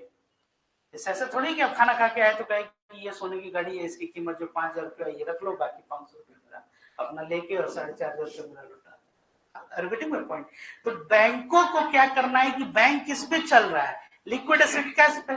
तो आपने उनसे क्या लिया कि उस पैसे से लेके एक फिक्स्ड एसेट्स ले लिया, जैसे होम लोन, और हम वो पैसा चुका नहीं पा रहे हैं, और बैंक क्या किया कि वो फिक्स एसेट्स को आप जब्त कर लिया। अब जब्त करके उसको क्या करना, उसको लिक्विड में तो लाना ही पड़ेगा ना, नहीं तो वो कैसे रिकवरी होगी। यही लिक्विडेशन है। कैश ही लिक्विड है। और भी लिक्विड एसेट में जैसे ये सब जितने आपके कैपिटल मार्केट हो गए, जैसे आप फिक्स डिपॉजिट करते हैं, अब आपके पास एक फिक्स डिपॉजिट है, ठीक है, और आपके पास सेविंग अकाउंट में पैसा पड़ा हुआ है। दोनों में लिक्विड ज्यादा कौन है, इन दोनों में रिलेटिव अगर टर्म्स में बात करें तो सेविंग अकाउंट, कि आपके बचत खाता में जब आपको जरूरत है वो आप गए और निकाल लिए, इवन एटीएम के थ्रू निकाल लिए या फिर अदर, यही चीज है।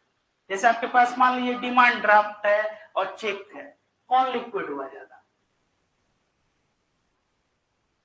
अब वो अकाउंट में ही जाएगा, और चेकबुक आप क्या करें, आप गए और सीधे आप ब्रांच से भी आप खींच के लाए पैसा। ऐसे ही जैसे कि विड्रॉल फॉर्म, तो मतलब अब जैसे एटीएम कार्ड है, एटीएम कार्ड क्या, आप जब आपको जरूरत है, इसीलिए इसको क्या बोलते हैं, डिमांड डिपॉजिट। आपको जब जरूरत है उतना पैसा डाल दिया, जब जरूरत उतना पैसा निकाल ली। तो ये एक लिक्विड फ्लो, जैसे यूपीआई के तहत जो आप डिजिटल ट्रांजेक्शन कर रहे हैं, है ना। तो अब इसमें क्या है कि अब फिक्स्ड एसेट्स की ठीक है उसकी वैल्यू ज्यादा है, लेकिन उसको लिक्विडेट करेंगे हम, जब तक लिक्विडेट करेंगे तब तक क्या हो जाएगा, तो लिक्विडेशन प्रोसेस जो है, अब जैसे मान लिया आपके पास लैंड है, उसकी वैल्यू है 1 करोड़, 1 करोड़ की जमीन बेचने के लिए कितना आपको उस प्रोसेस में जो है भाग दौड़ करना पड़ेगा। आप अगर मान लीजिए उसको अगर लिक्विडेट करना है, जैसे उसको हमको सेल करना है, तो सेलिंग प्रोसेस भी तो है ना, 3 से 4 बार मीटिंग कीजिएगा, और मीटिंग कहाँ कीजिएगा, मान लीजिए कि किसी बड़े होटल या रेस्टोरेंट में करना है, वहां भी कुछ ना कुछ जो है, तो इस पूरे प्रोसेस में 1 करोड़ का जो जमीन बेचने में आपका 50,000 से 1 लाख रुपया खर्च हो जाएगा, इससे भी ज्यादा। समझ में आ रहा है। तो ये अब आप सोचिए कि बड़े स्तर पे कि बैंकों को करना है तो कैसे करना होगा, यही चीज। तो पूरी दुनिया उसके चपेट में, यही सब प्राइम क्राइसिस था। तो जो प्रिमिटिव जो कस्टमर होते हैं उनको क्या होता है कि लो इंटरेस्ट रेट पे जो है ये इंस्टीट्यूशन जो है होम लोन देना शुरू कर। जैसे आप लोग भी वो जो कह रहे थे ना कि फोन आते रहता है कि आप लोन ले लीजिए, आप क्या करते हैं, तो सर मेरा इनकम नहीं है, कोई बात नहीं सर इतना तक तुम लोग ऐसे ही दे देते हैं, तो क्रेडिट कार्ड दे दिया। तो दरअसल कर क्या रहा है, वो एक सेल कर रहा है एक प्रोडक्ट, और उस प्रोडक्ट को जब वो सेल किया तो आपको क्या करना है कि आप जैसे ही वो सुविधा लेंगे आपको उस पर इंटरेस्ट चार्ज किया जाएगा और आपको रिपे करना है। ऐसा तो है नहीं कि वो रिपे नहीं करेंगे, और अगर आप रिपे नहीं कर पा रहे हैं तो आपका क्या हो जाएगा, वो स्कोर जो है एक जैसे सिविल स्कोर या और भी खराब हो जाएगा। समझ में आई बात।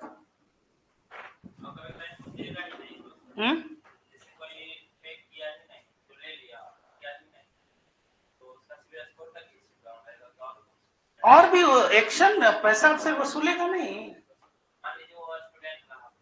कुछ भी रहा तो आप कर्ज लेने के पहले आपको नहीं पता चला कि आप स्टूडेंट हैं।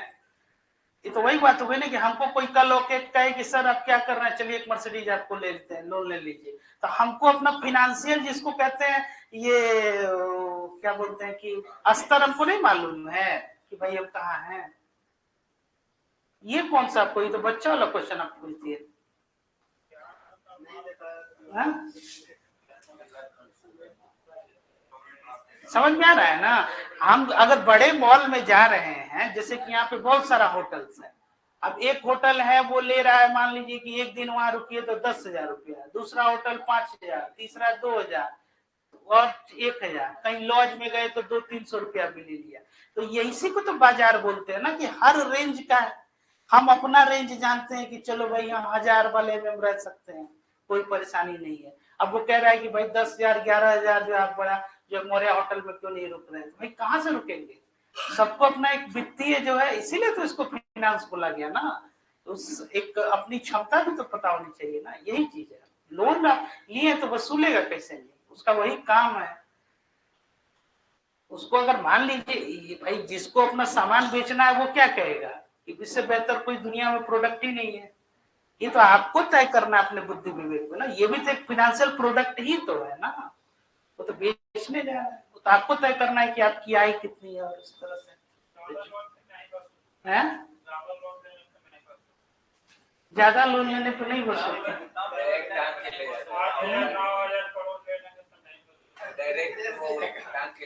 उतना लोन देने वाला कोई इंस्टीट्यूशन भी तो होना चाहिए। वो आप थ्योरेटिकल पक्ष अभी पढ़ना है तो जान रहे हैं। उन्हीं से कभी फोन लगा के पूछ लीजिए कि क्या स्थिति है आपकी। चलिए छोड़िए, वो इधर उधर की बात हो जाएगी।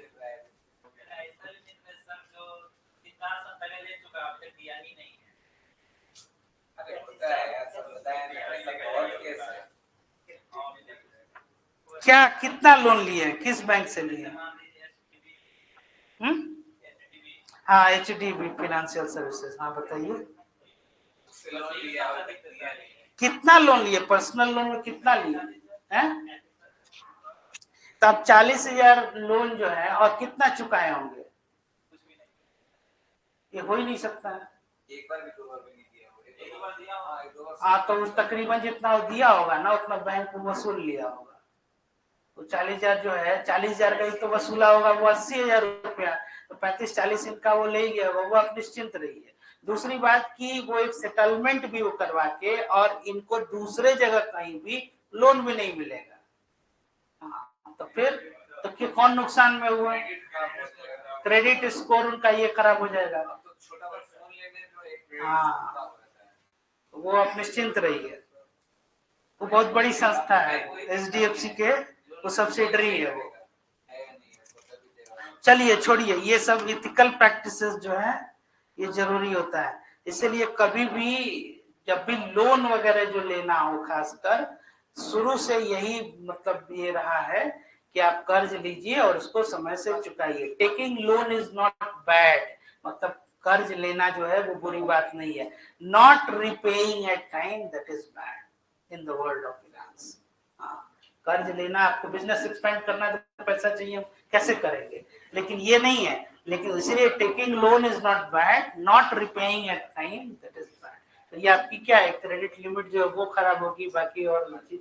प्लस आप स्वयं भी आप व्यक्तिगत डोमेन में आप सोच के देखिए, उस स्तर पर भी नहीं है। चलिए छोड़िए ये सब। नेक्स्ट, अब कुछ क्वेश्चंस हैं ये फिनेंशियल मार्केट से।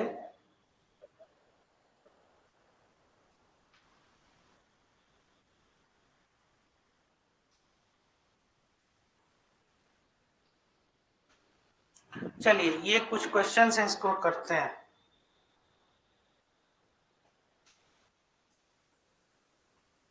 कंसीडर द फॉलोइंग, ये पुराना क्वेश्चन है। Following in the context of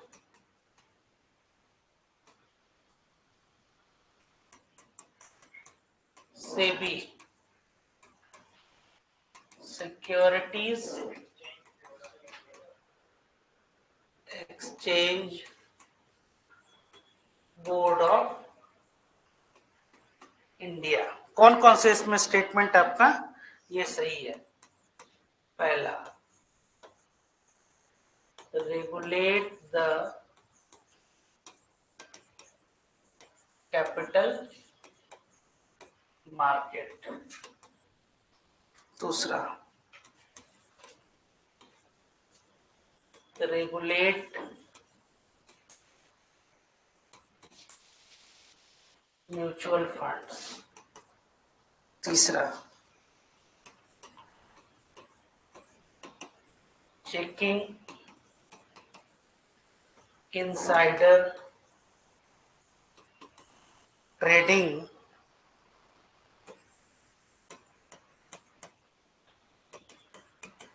of securities. चौथा,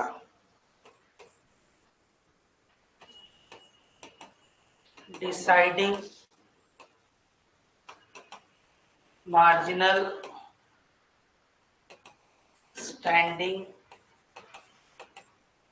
फैसिलिटी। बताइए।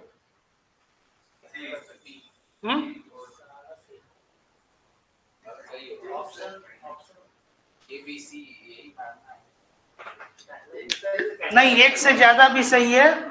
हाँ, वो हम आपको ऑप्शन ही नहीं दिया, आप बस क्वेश्चन बनाइए।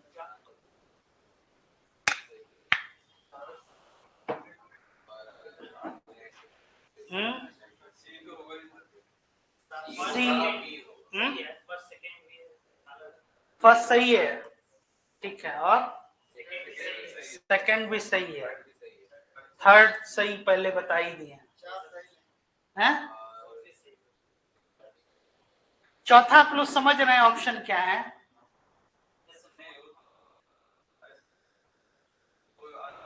हाँ, वेरी गुड। ये जो काम है ये आरबीआई का है। मार्जिनल स्टैंडिंग फैसिलिटी आप लोग को नहीं बताया हुआ है?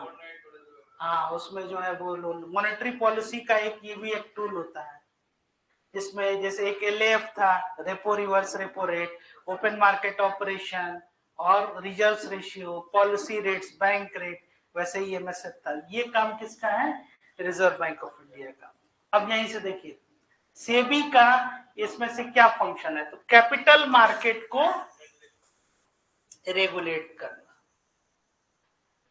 म्यूचुअल फंड्स को भी रेगुलेट करना किसका काम होता है? सेबी का। म्यूचुअल फंड्स जो रजिस्ट्रेशन होता है वो एमफी करता है, association of mutual fund of India, लेकिन रेगुलेट कौन करता है? सेबी करेगा। और म्यूचुअल फंड क्या होता है? होता क्या है म्यूचुअल फंड? मीडिएटर।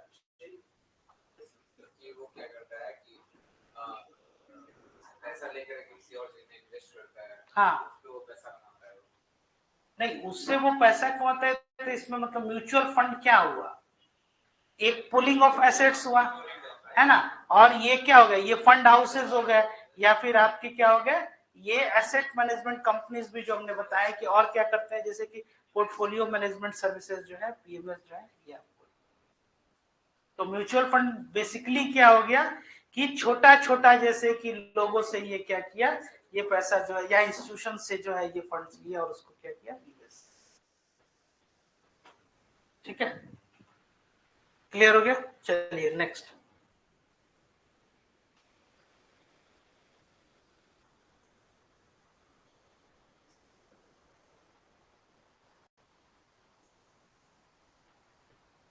चलिए, इसमें से दो स्टेटमेंट है, इनमें से कौन सही है? Gilt is securities refer to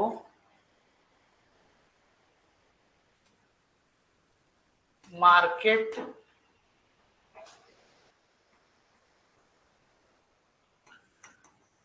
for government and semi government securities.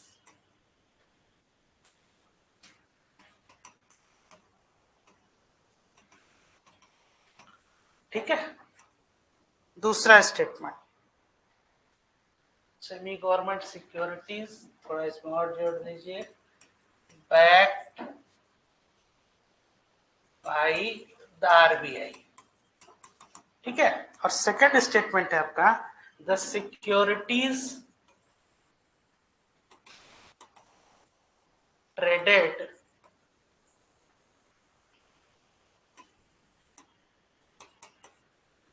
in gilt-edged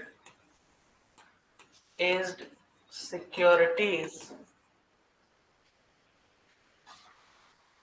gilt-edged securities या gilt-edged market,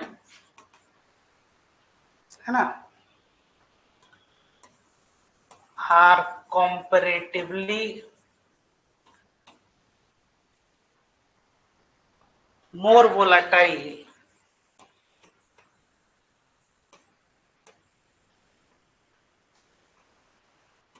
and unstable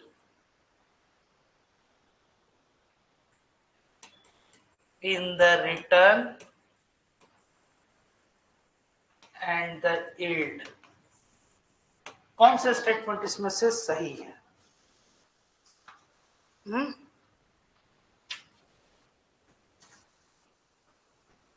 बताइए कौन सा?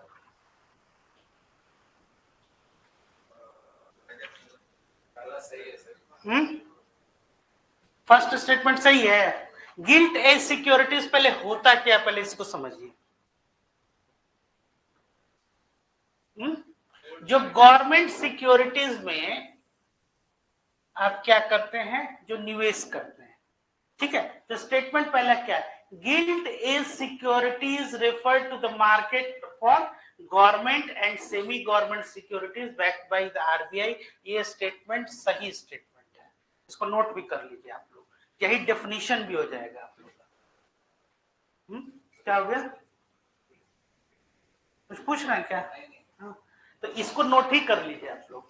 ये जो स्टेटमेंट जो है यही गिल्ट एज का, जहां भी गिल्ट एज आ जाएगा नीचे सिक्योरिटीज में गवर्नमेंट सिक्योरिटीज आ जाएगा, है ना। तो गवर्नमेंट सिक्योरिटीज का कोई एग्जांपल दीजिए तो।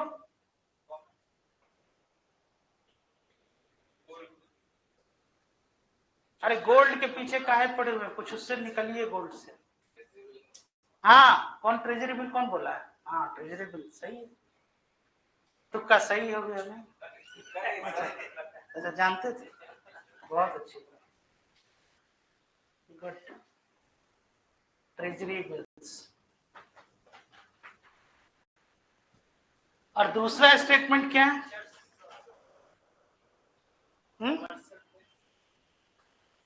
दूसरा बताइए।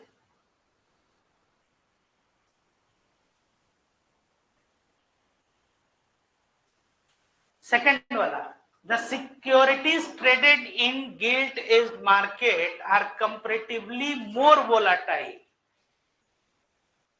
and unstable in the return and the yield। ये स्टेटमेंट क्या है?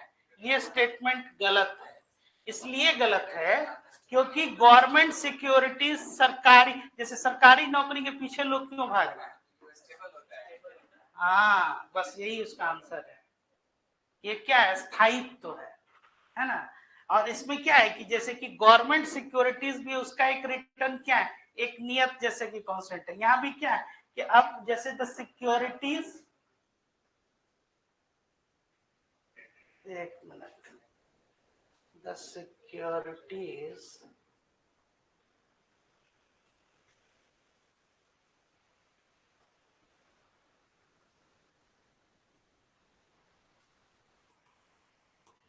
द सिक्योरिटीज, है ना, ट्रेडेड इन गिल्ड है, तो ये क्या है, ये वोलेटाइल नहीं होते हैं, बल्कि इसका उल्टा ये रिलेटिवली स्टेबल होते हैं। आई बात समझ में? तो अब ये जैसे कि ट्रेजरी बिल्स में आप अगर इसमें निवेश कर रहे हैं तो वो क्या हो जाएगा, और वोलेटिलिटी कहाँ होगी, आपके ये इक्विटी मार्केट में। जैसे कि कल ये बता रहे थे क्या कि बाइंग एंड सेलिंग जो है स्टॉक या शेयर्स आप कर रहे हैं, तो उसमें क्या हो जाएगा, खरीद रहा है और कोई बेच रहा है, इसी एक्टिविटीज को ट्रेडिंग कर रहे हैं। जिस समय आप बेच रहे हैं कोई खरीद रहा है, जिस समय खरीद रहे हैं उसमें कोई ये बेच रहा है, ठीक है। तो अब ये लंबी अवधि तक अगर ये हो रहा है तो उसमें क्या है, वोलेटिलिटी है। और ये क्या है, एक तरह से इसीलिए इसको बोलते हैं कि रिस्क फ्री रेट भी इसको बोलते हैं ना, कि आपको क्या है कि इस पे कोई रिस्क नहीं है। तो ये है गया आपका। और ये क्या हो जाएगा, सेमी गवर्नमेंट जैसे ट्रेजरी बिल वगैरह में। हाँ चलिए नेक्स्ट देखिए अगला, टी बिल्स। टी बिल्स मतलब treasury bills. T bills are auction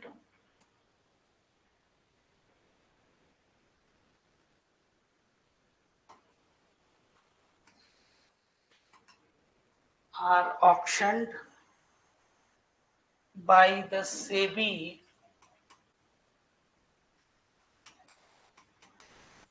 on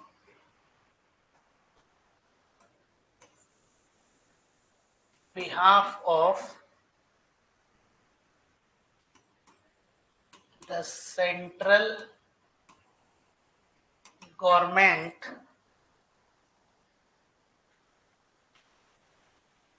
for short-term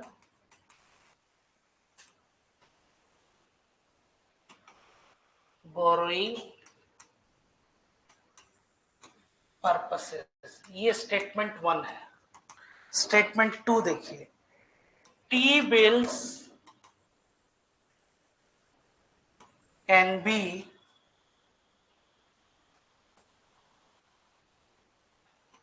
purchased by individuals, comma, trust firms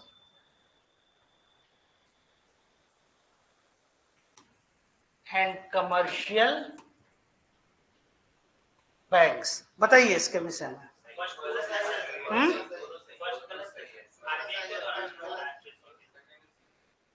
क्या है, कौन सा सही है? तो treasury bills are auctioned by SEBI on behalf of the central government short term borrowing purposes. Statement गलत है, सेबी की जगह क्या हो जाएगा? आरबीआई। ठीक है। और दूसरा स्टेटमेंट देखिए, treasury bills can be purchased bye individuals, trust firms and commercial bank. ये एब्सोल्युटली राइट है। ठीक है। और ये ही आपके एग्जाम में हो सकता है, बीपीएससी में ये पूछा जाए कि ट्रेजरी बिल्स जो है ये कितना 91 डेज का होता है, टी बिल्स 182 डेज और 364 डेज है ना। और ये क्या है? अब तक 182 लिखेंगे दो है। तो अब इसमें क्या है कि ये आपको शॉर्ट टर्म के लिए, और इवन व्यक्तिगत तौर पे आपको भी अगर ट्रेजरी बिल में निवेश करना है तो आप सीधे जो है ट्रेजरी बिल में निवेश कर सकते हैं 25,000 रुपए में, और सीधे जो आरबीआई की वेबसाइट से आप जाके उसमें है। अब ये है कि ये कैन बी परचेज, और ये क्या होता है कि फेस वैल्यू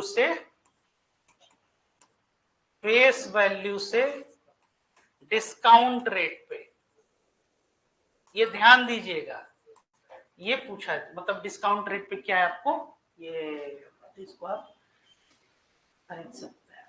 तो यही क्वेश्चन आएगा कि ये क्या डेट इंस्ट्रूमेंट में है, मनी मार्केट इंस्ट्रूमेंट हो गया, regulated by RBI money market जो है, और capital market regulated by SEBI. तो ये सेबी में ट्रेजरी बिल्स आप ऑप्शन नहीं करते हैं, क्या है ये ध्यान रहे आप लोग। चलिए नेक्स्ट अगला, इस सब क्वेश्चंस को बहुत ध्यान से देखिए।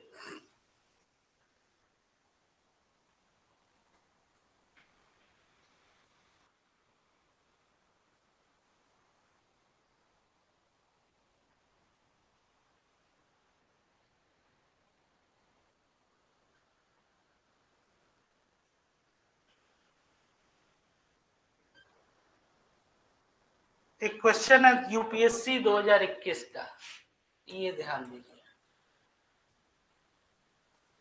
Indian government bond yields are influenced by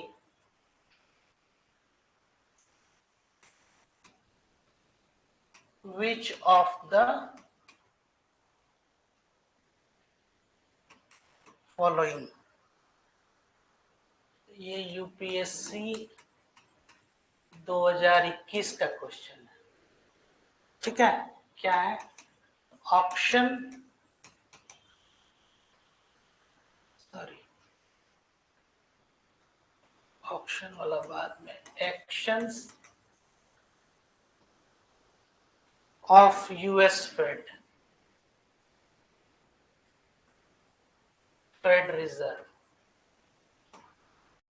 दूसरा actions of RBI,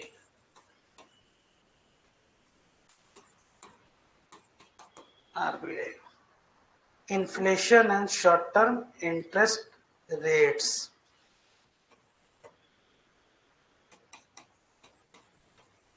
inflation and short term interest rates. ठीक है, अब इसके विषय में आप लोग को ये बताना है कि कौन सा इसमें से करेक्ट स्टेटमेंट है। सेकंड वाला और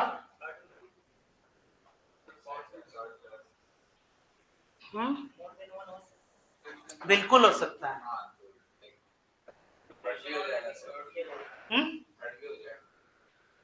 थर्ड भी हो जाएगा और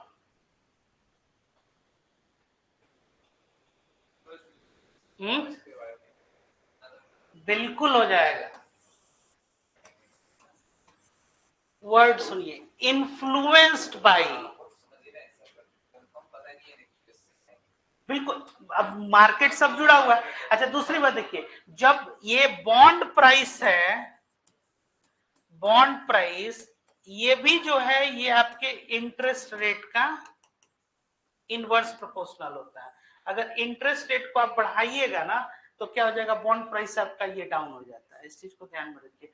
तो inflation and short term interest rates जो है ये जरूर प्रभावित करेंगे गवर्नमेंट बॉन्ड। तो यील्ड को, यील्ड क्या होता है कि जो निवेश किया आपने बॉन्ड में आपको मिला क्या, आई बात समझ में। यील्ड जैसे कि इनपुट आउटपुट आप ये समझिए, तो इसमें यील्ड इसी को कहते हैं कि आपने जो निवेश किया तो आपको क्या मिला। तो ये गवर्नमेंट बॉन्ड किस पे प्रभावित होते हैं, तो आपका जो आरबीआई जो एक्शन ले रहा है, जो भी मॉनेटरी पॉलिसी से वो होगा। Inflation and short term interest rate इस पे होगा ही। और अगर अमेरिका में यूएस फेड रिजर्व क्या है, ये वहां का सेंट्रल बैंक है। अगर वो इंटरेस्ट रेट को ऊपर नीचे, आए दिन आप लोग न्यूज में सुनते हैं कि भाई इससे क्या हो गया कि वो वहां से एफआईआर लेके चले गए, जो बॉन्ड में निवेश किया है उसमें क्या है वो, तो बॉन्ड यील्ड क्या हो जाएगा, वो डाउन हो जाएगा। शब्द पे बहुत ध्यान दीजिए। और ये चूंकि इधर 2-3 साल के जो क्वेश्चन है ना, तो ये क्या हो जाते हैं, कई बार रिपीटेटिव जो है चांसेस रहता है। चलिए नेक्स्ट, क्या होगा, बस एक दो और ताकि फाइनेंशियल मार्केट से, कहाँ भी कुछ तो किए ही नहीं हम लोग अभी, बस 2 ही 3-4 क्वेश्चन तो देखें, अभी कहाँ है देखिए। भूख कैसे लग जाएगा,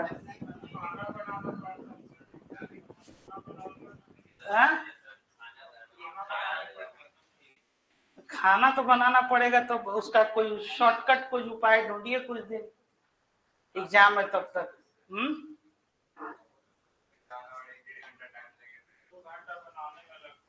2 घंटा में, आधे घंटे जाने में लगेगा। हाँ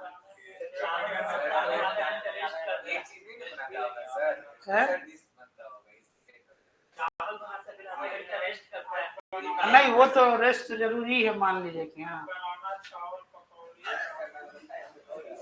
हाँ। अच्छा अच्छा ठीक है, एक क्वेश्चन और देख लेते हैं कम से कम, क्योंकि ये भी जरूरी है ना, ये भी तो खाना ही बना रहे हैं हम, ये भी तो और क्या है।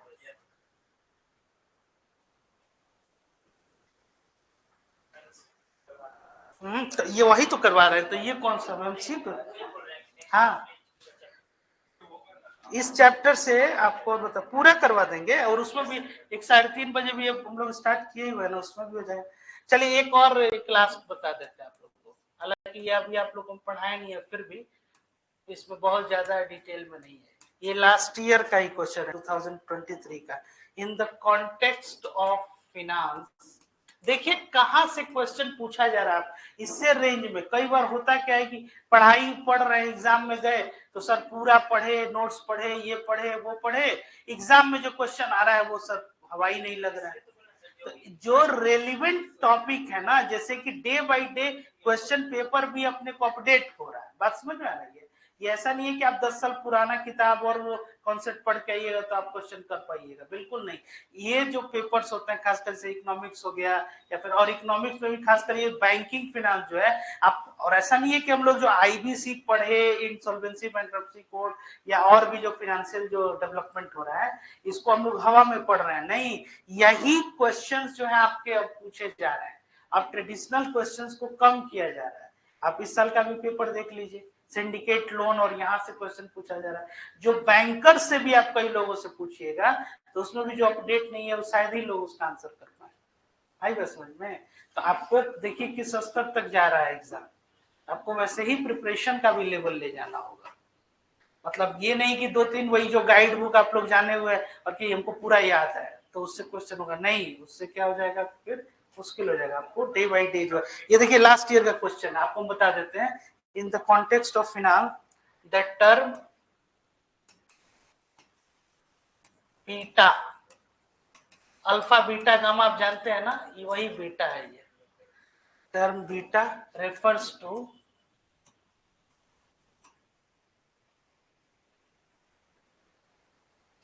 ए, इसको नोट भी कर लीजिएगा, the process of simultaneous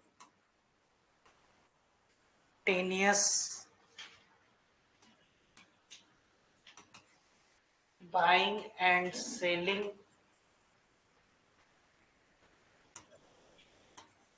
of an asset from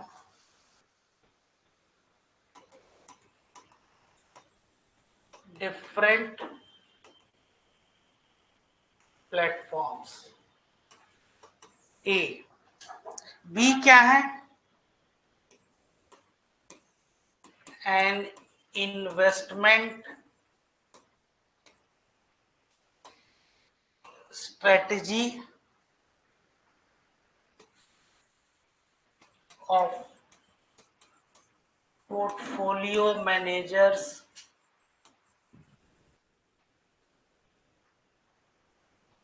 to balance risk versus reward। C, a type of systemic risk that arises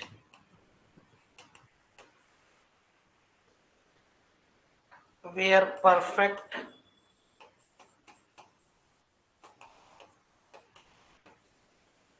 hedging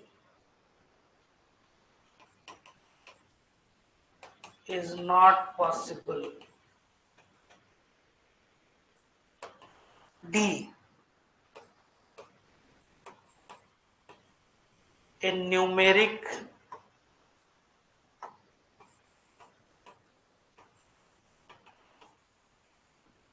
value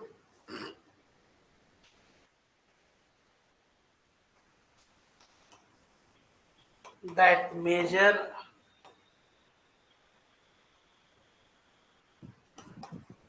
the fluctuations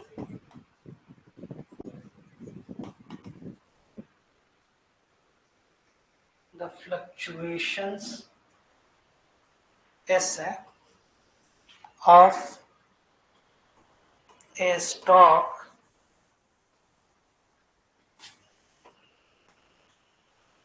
to changes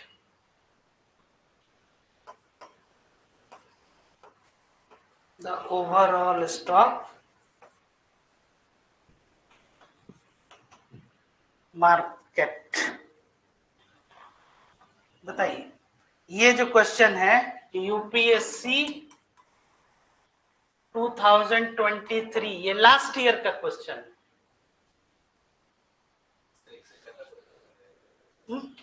नहीं, इसमें एक से ज्यादा इसमें हो भी नहीं सकता, क्योंकि आप क्वेश्चन पढ़ के ही बता दीजिएगा कि फिनांस में बीटा किसको कहते हैं। तो बीटा जो अल्फा बीटा गामा है ना, तो ये एक तरह का रिस्क जो है,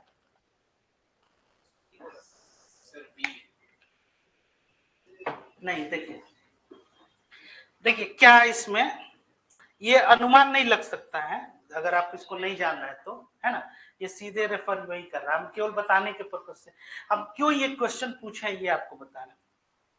ये जो लोग फिनेंशियल मैनेजमेंट करते हैं, जैसे कि जो पढ़े होते हैं, जैसे खासकर जैसे कोई एमबीए किए हुए हैं या चार्टर्ड अकाउंटेंसी में भी फिनेंशियल मैनेजमेंट पढ़ाया जाता है, तो उसमें एक बीटा एक मतलब कि जो स्टॉक मार्केट की वोलेटिलिटी होती है ना, उसको एक मेजर करने का एक वो एक इंडिकेटर होता है।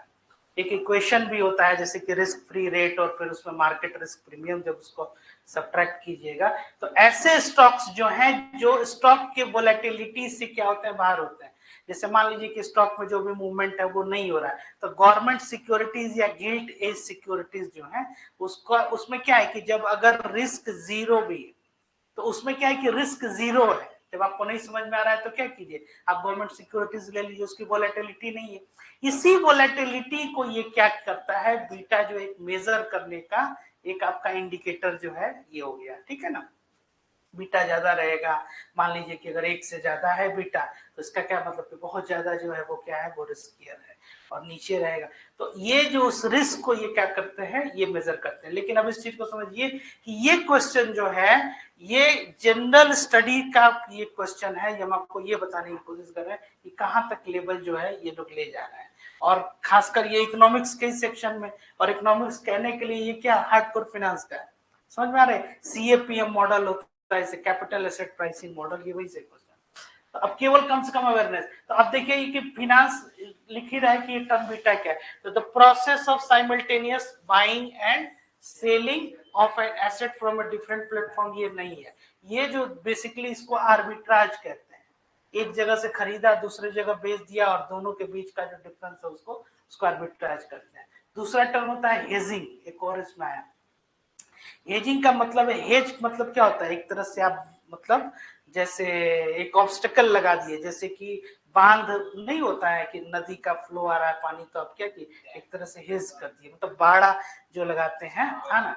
तो हेजिंग भी वही हो गया कि मान लीजिए कि अब जो उसमें कि बाजार अगर ऊपर जा रहा है और मार्केट नीचे जा रहा है, तो वो लोग एक हेज कर दिए कि जैसे उसमें डेरिवेटिव्स मार्केट में भी होता है, क्या उसमें क्या है कि अगर मार्केट आगे बढ़ेगा तो उन्होंने क्या है कि कोई कॉल ऑप्शन लेके रखा है, मार्केट अगर नीचे जाएगा तो एक पुट ऑप्शन लेके रखा है, ताकि हमारा नुकसान नहीं हो, वो क्या हो, कम से कम।